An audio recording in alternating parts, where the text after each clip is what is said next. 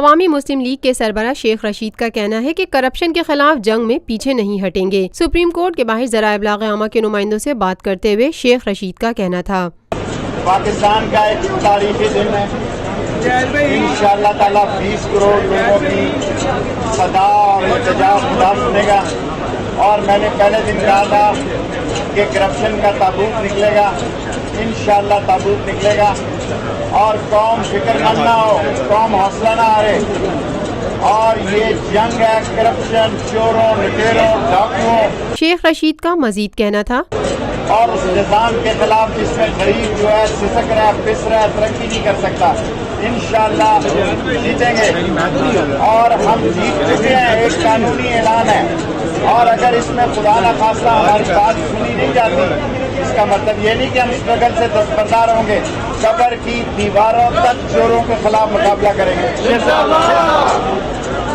Lotus Lake Towers, a groundbreaking endeavor by Lotus Properties.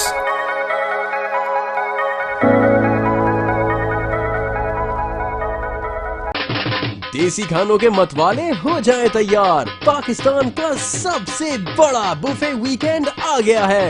21، 22 اور 23 April, جمعہ، ہفتہ اور اتوار، پاکستان کا دسترخوان سجائے گا دیسی کھانوں کا بہترین انتخاب فیئر ہال گارڈنز کراچی میں۔